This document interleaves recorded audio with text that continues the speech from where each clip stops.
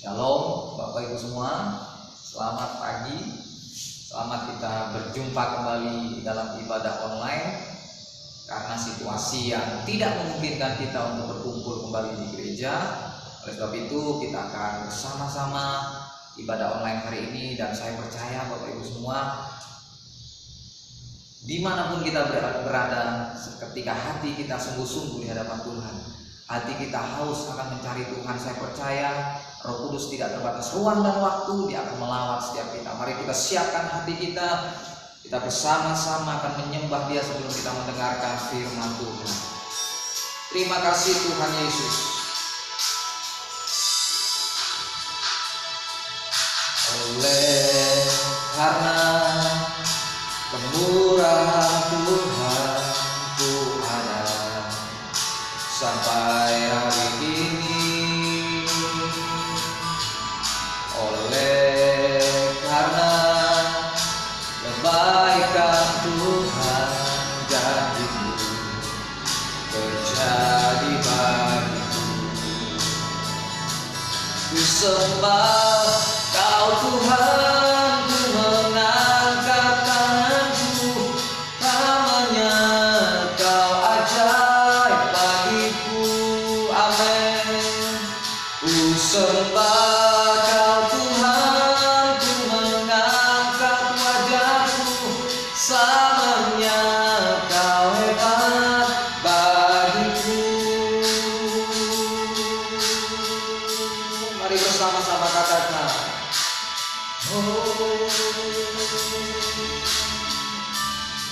oleh karena kemurahan-Mu Tuhan, oleh karena kemurahan Tuhan ku ada sampai hari ini.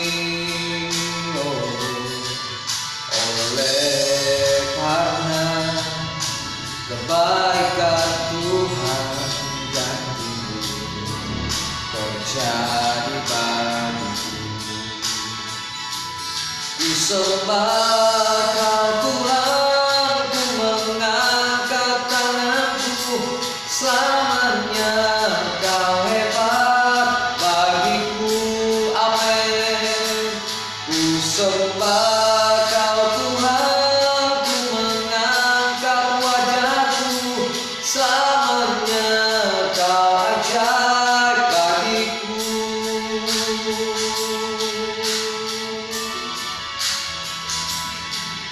Amin Tuhan.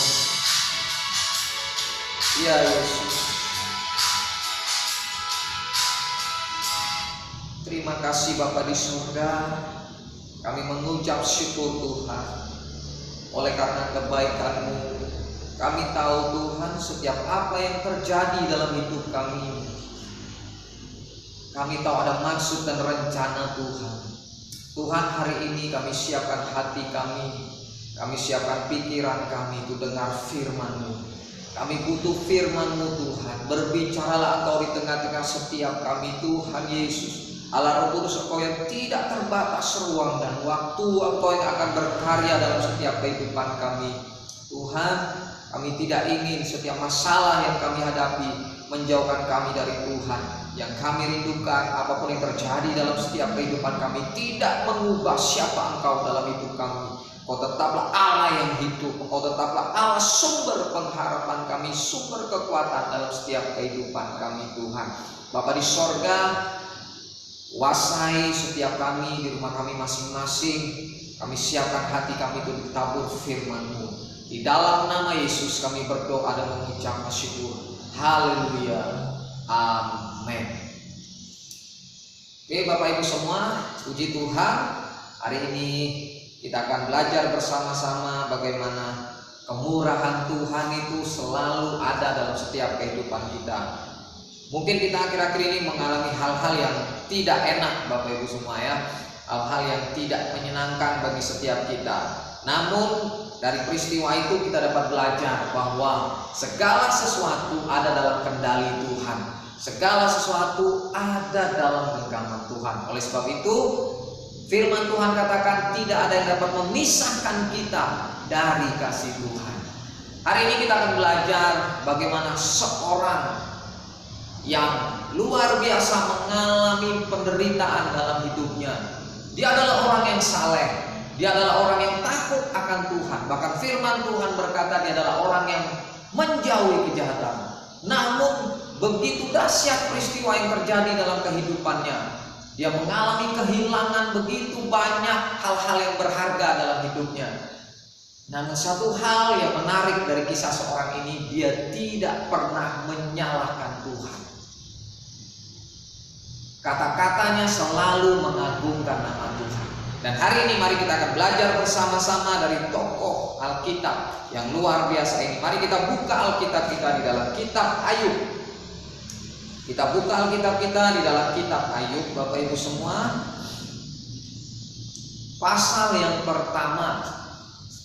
Ayub pasal yang pertama, ayat yang pertama dan ayat yang kedua saya akan bacakan bagi setiap kita. Ada seorang laki-laki di tanah Uz bernama Ayub. Orang itu saleh dan jujur. Ia takut akan Allah dan menjauhi kejahatan. Bayangkan Bapak Ibu semua, Ayub firman Tuhan katakan ia adalah orang yang saleh dan jujur. Ia takut akan Tuhan dan menjauhi kejahatan. Kalau kita melihat begitu sempurnanya Ayub, dia orang yang saleh, dia orang yang jujur, dia orang yang takut akan Allah. Bahkan firman Tuhan katakan dia menjauhi kejahatan. Ini adalah karakter yang luar biasa, karakter ilahi yang ada dalam kehidupan Ayub.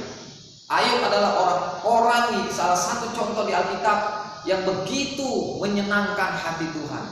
Sikapnya begitu menyenangkan hati Tuhan sampai Tuhan pun memuji Ayub. Namun apa yang terjadi Bapak Ibu semua?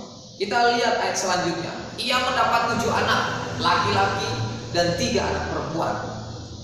Ia memiliki 7.000 ekor kambing domba, 3.000 ekor unta, 500 pasang lembu, 500 keledai betina, dan budak-budak dalam jumlah yang sangat besar. Sehingga orang itu adalah orang yang terkaya dari semua orang di sebelah timur. Bayangkan Bapak Ibu semua, dia orang yang saleh, orang yang jujur, orang yang takut akan Allah, menjauhi kejahatan. Bahkan firman Tuhan katakan bonus dari itu semua, ia adalah orang yang terkaya, orang yang diberkati oleh Tuhan, terkaya di daerahnya di sebelah timur kata firman Tuhan.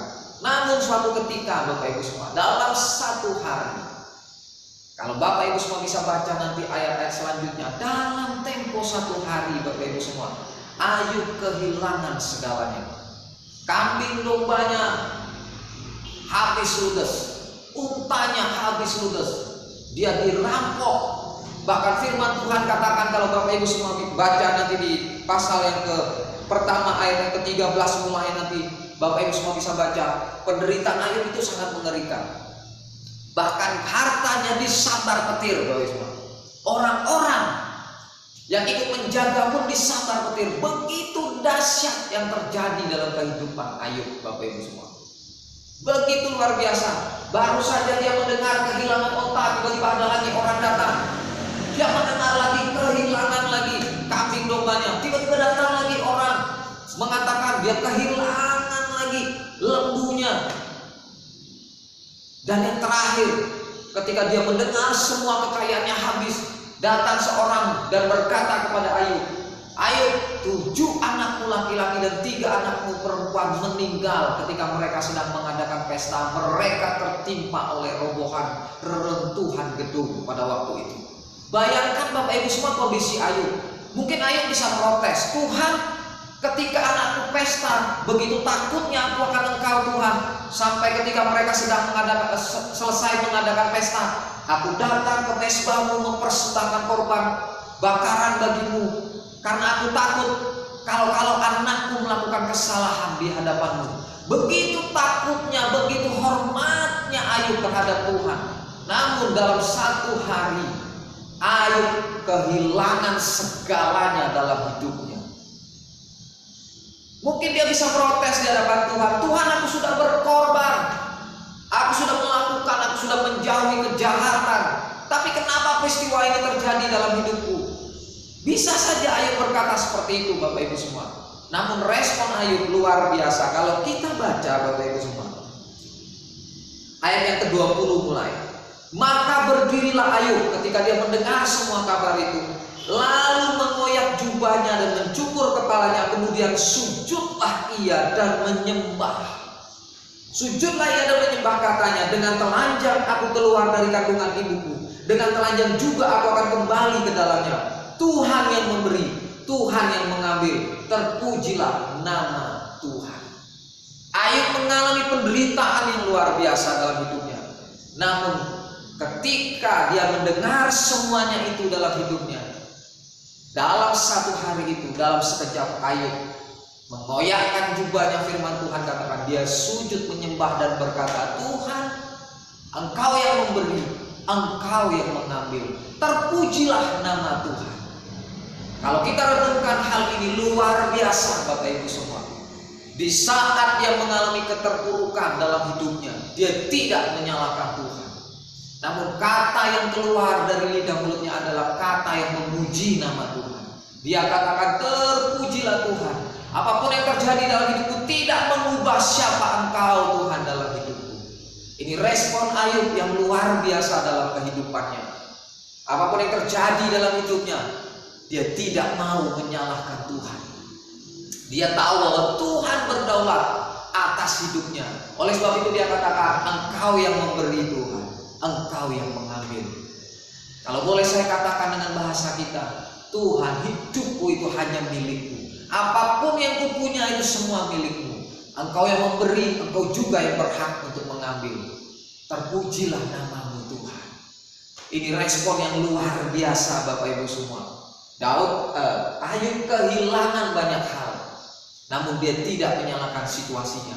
Yang lebih mengerikan lagi Bapak Ibu semua, kalau kita baca lagi di pasal yang kedua, ayat yang ke-9. Maka berkatalah istrinya kepadanya, masih bertekunkah engkau dalam kesalehanmu? Kutukilah Allahmu dan matilah. Orang yang sangat dia kasihi, orang yang selalu mendampinginya, yang menikmati berkat-berkat Tuhan bersama dengan Ayub. Ketika melihat peristiwa yang terjadi dalam keluarganya, dia katakan kepada Ayub, masih bertekunkah engkau dalam kesalehanmu? Kutukilah Allahmu dan matilah. Apa jawab Ayub terhadap istrinya? Tetapi jawab Ayub kepadanya, engkau berbicara seperti perempuan gila. Apakah kita mau menerima yang baik dari Allah tetapi tidak mau menerima yang buruk? Dalam kesemuanya itu Ayub tidak berbuat dosa dengan bibirnya. Perhatikan Bapak Ibu semua. Dalam kesemuanya itu, peristiwa yang menyakitkan dalam kehidupan Ayub, dia tidak berbuat dosa. Bapak Ibu semua bisa bayangkan, dia kehilangan segalanya. Istrinya meninggalkan dia. Dia sakit, gatal yang luar biasa. Mungkin orang-orang lewat dan melihat, kamu dulu takut akan Tuhan, kenapa jadi seperti ini? Mana Tuhanmu? Mungkin orang-orang di sekitar dia akan berkata, mana Tuhanmu Ayub? Ayub mengalami penderitaan yang luar biasa. Dari istrinya, dari sahabat-sahabatnya, dari orang-orang yang mungkin melihat dia, dari orang yang diberkati tiba-tiba terpuruk luar biasa Bapak Ibu semua. Namun Ayub tetap berpegang kepada Tuhan. Dia bertekun kepada Tuhan.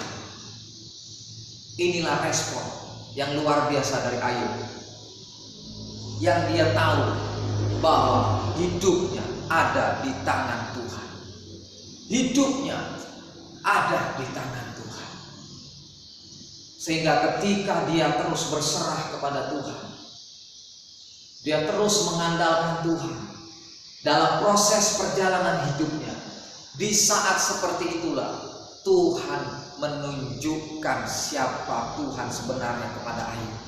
Bahkan di ayat selanjutnya dikatakan, dulu dari kata orang aku mendengar engkau Tuhan, tapi sekarang mataku sendiri melihat siapa engkau Tuhan. Melalui peristiwa inilah Ayub semakin mengalami keintiman dengan Tuhan. Dia melihat karya Tuhan di tengah penderitaan yang luar biasa.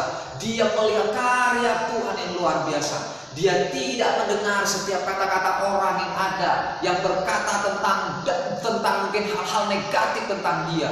Kamu orang yang percaya kepada Tuhan, tapi kenapa peristiwa ini terjadi dalam hidupmu? Ayub tidak seperti itu. Tapi respon Ayub, dia serahkan hidupnya kepada Tuhan.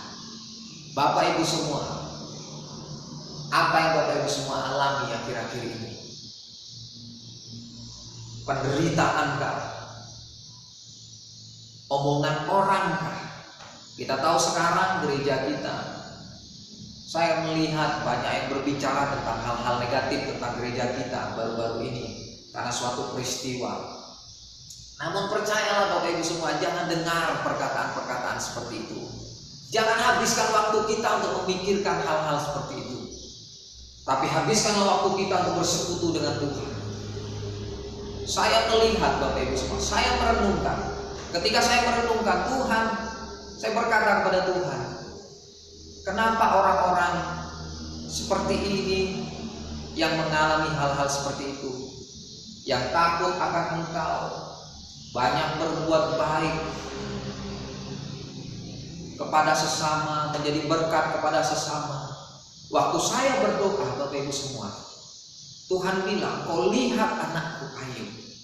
Makanya saya mempelajari ayat ini Bapak Ibu semua. Kau lihat anakku Ayub. Dalam doa saya bertanya kepada Tuhan, kau lihat anakku Ayub. Dan ketika saya membaca Ayub, saya diberkati Tuhan. Saya percaya Bapak Ibu, goncangan ini tidak lama. Di balik goncangan ini ada kemuliaan yang akan kita nikmati bersama-sama. Percayalah Bapak Ibu semua. Oleh sebab itu, mari apapun yang terjadi dalam hidup kita, dekatkan diri kita dengan Tuhan. Kita harus bersatu, jangan saling menyalahkan satu dengan yang lain. Apapun yang terjadi, jangan saling menyalahkan, tapi justru apa? Dekatkan hatimu, saling dukung satu dengan yang lain, saling menguatkan satu dengan yang lain. Pandang Yesus, karena dialah Allah yang luar biasa. Ayub meresponi dengan luar biasa, sampai dia berkata, mataku sendiri melihat Engkau Tuhan. Tuhan izinkan hal ini terjadi dalam hidup kita. Mungkin saya juga tidak tahu banyak hal masalah yang Bapak Ibu semua, saudara-saudara alami dalam hidup. Percayalah, ketika kita meresponi dengan benar, kita jaga hati kita dan kita berkata, Tuhan, Engkau yang berdaulat atas hidup. Apapun yang terjadi dalam hidupku, Kau tak pernah meninggalkan aku. Bahkan aku percaya Tuhan, kasih setiamu selalu menyertai hidupku. Dan apa yang terjadi dalam kehidupan Ayub, kita akan melihat Bapak Ibu semua. Ketika dia bertahan dengan hal-hal yang Tuhan izinkan terjadi dalam kehidupan Ayub.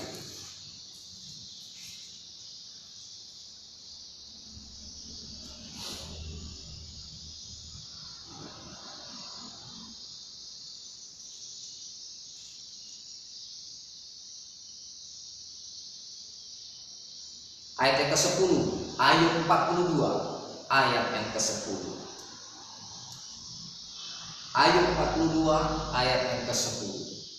Lalu Tuhan memulihkan keadaan Ayub setelah ia meminta doa untuk sahabat-sahabatnya, dan Tuhan memberikan kepada Ayub 2 kali lipat dari segala kepunyaannya dahulu. Bayangkan guys, 2 kali lipat kemuliaan yang dia terima, 2 kali lipat dari kekayaannya yang dahulu. Firman Tuhan katakan dia sudah terkaya pada zaman dulu.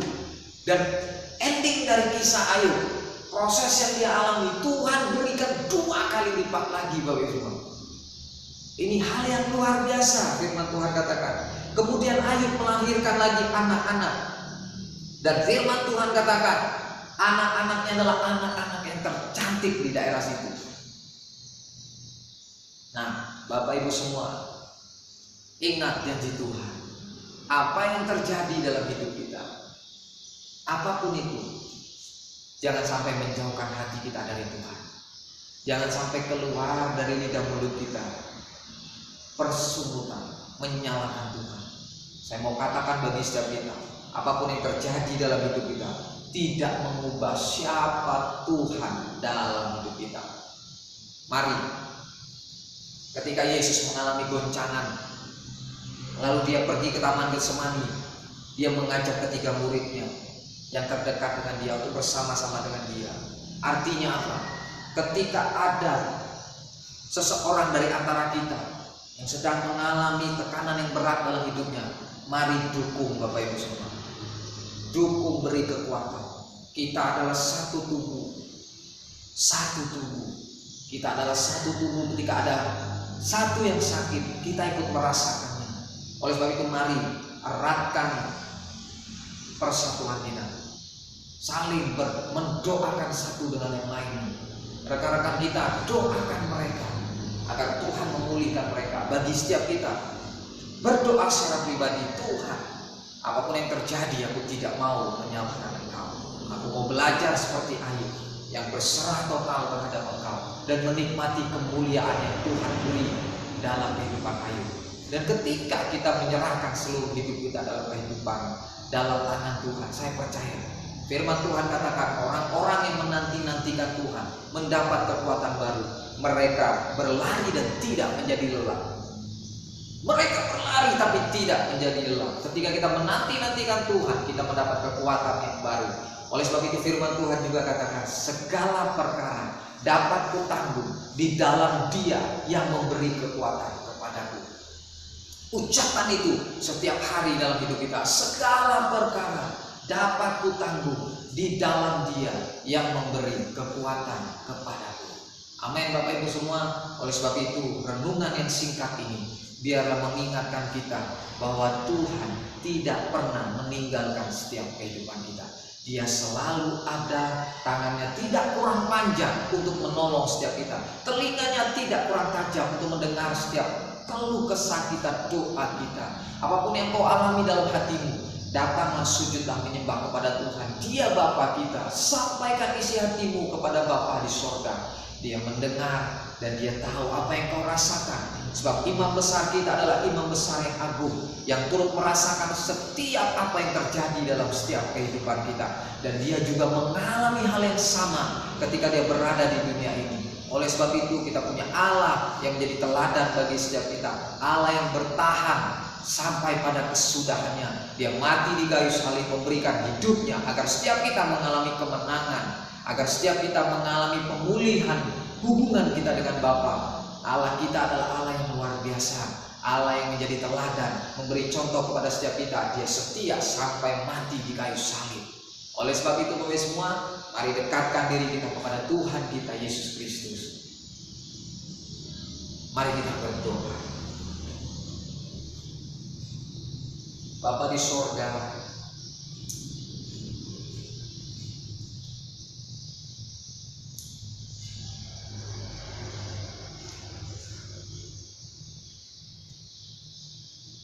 You are a wish.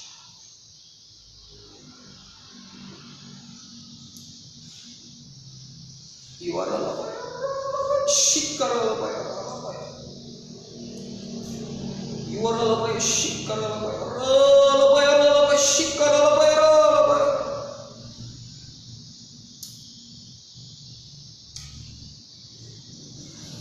Tuhan, ampuni setiap kami. Kalau ada persungutan dalam hidup kami, kalau ada ucapan dari lidah mulut kami yang menyalahkan Engkau, ampuni kami Tuhan. Kami mau berkata, apapun yang terjadi dalam hidup kami, Engkau tetaplah Allah kami yang hidup.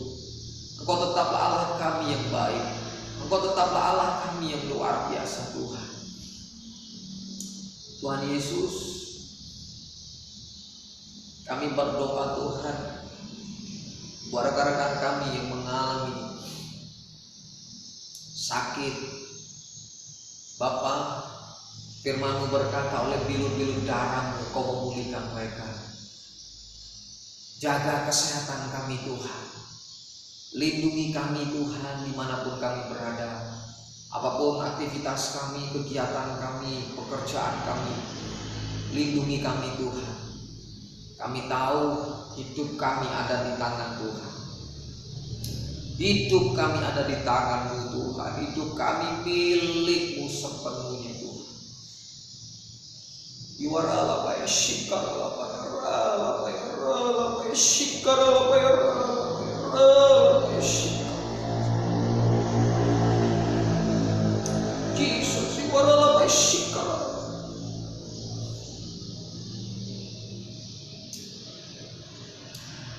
Oleh sebab itu Tuhan, hamba-Mu berdoa buat setiap umat-Mu, mereka yang ada di Kapling, mereka yang ada di Berok, mereka yang ada di jalan Pasar Lama, mereka yang ada di jalan Maut Tuhan, mereka yang ada di Singkai, mereka yang ada di Tangsi Lama, mereka yang ada di Sungai Joya, Kampung Jawa Tuhan, mereka yang di daerah Bypass, daerah Nibung, daerah Simpang Perlang Tuhan. Oh Tuhan, kami serahkan mereka sepenuhnya ke dalam tangan Tuhan. Ikat kami dengan kasih-Mu, ikat kami dengan Roh-Mu yang kudus Tuhan, sehingga kami boleh saling mendoakan satu dengan yang lain Tuhan. Kami percaya segala sesuatu yang terjadi dalam hidup kami ada maksud dan rencana Tuhan, ada kemuliaan Tuhan yang akan kami nikmati, yang ada